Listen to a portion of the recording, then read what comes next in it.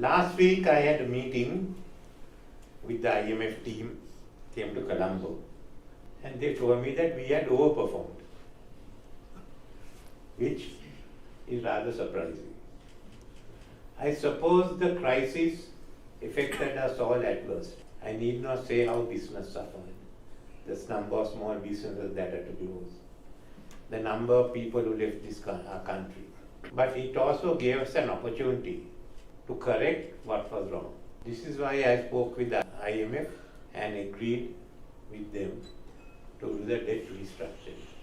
There was no other way out for Sri Lanka. People give me different solutions. Some of them are good, but the fact is that I have to work with the IMF. And because the IMF certificate is needed for me to deal with all our creditors. And I thought I'd just mention to you what we have done in the last year. From 2022, mainly all our reforms are done in 2022 and 2023. Key business impediments during the worst of our crisis have been resolved. Supply bottlenecks for essential commodities such as fuel, electricity were resolved. All import restrictions other than personal motor vehicles have now been removed. Foreign exchange liquidity in the banking sector has been fully restored, allowing sourcing imports for supply chain requirements without impediments. With improvements in tourism and remittances, Sri Lanka will run a primary surplus in the balance of payments for the first time since 1977. Contrary to expectation, the currency which had depreciation in 2022 has now settled under 325 rupees for the US dollar, following a 10% depreciation in 2022. Inflation has been brought down from 70% in 2022 to 4% by December 2023. Interest rates which were increased to control inflation have been reduced to 11.9% by January. Macroeconomic stabilization has enabled the economy to revert to growth from the third quarter of 2023 after 6 successive quarters of negative growth. The budget deficit, which has been a primary contributor to the crisis, has been improved significantly, with Sri Lanka achieving a primary budget surplus in 2023 following a primary deficit of 5.7%. So we've got a primary budget surplus plus our foreign exchange surplus. The debt restructuring process is moving along effectively. All of Sri Lankan's key officials and creditors have agreed in principle to restructure debt in line with the IMF target requirements. The next steps are to complete discussions with the commercial creditors. Given all the above positive developments, the IMF approved Sri Lanka's first program review in December 2023, and this paves the way for the economy to shift from stabilization to recovery and growth from 2024.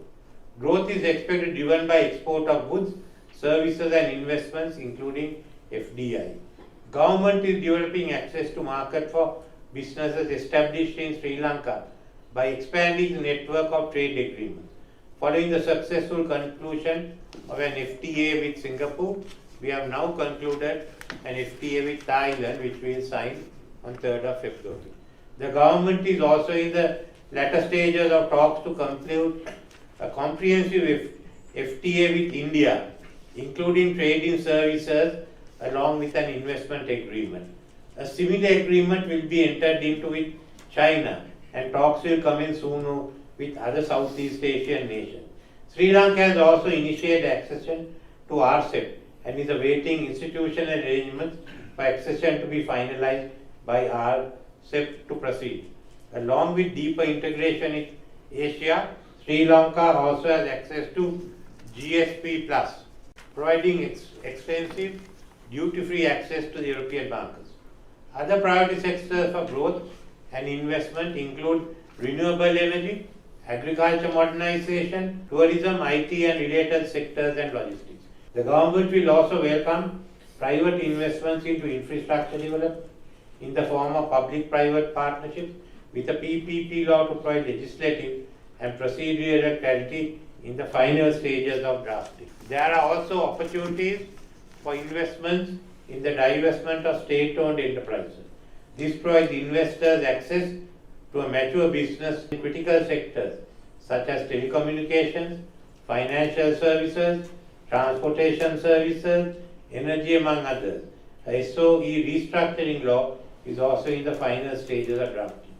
Sri Lanka is in advanced stage of drafting a new investment law, which is expected to provide even more liberal market access in key sectors. The new law and a new economic commission will see an integrated approach to the development and promotion of trade and investment in Sri Lanka that is more conducive to the country's vision of deeper integration with global markets. We will also be converting the Port City Commission into a Colombo Financial Zone Commission, which will also handle the offshore economy. Finally, we are also bringing in a National Productivity Commission to ensure the competitiveness of Sri Lanka's economy. So this is the first stage of reforms that we are bringing. And this we hope to complete by end of this year.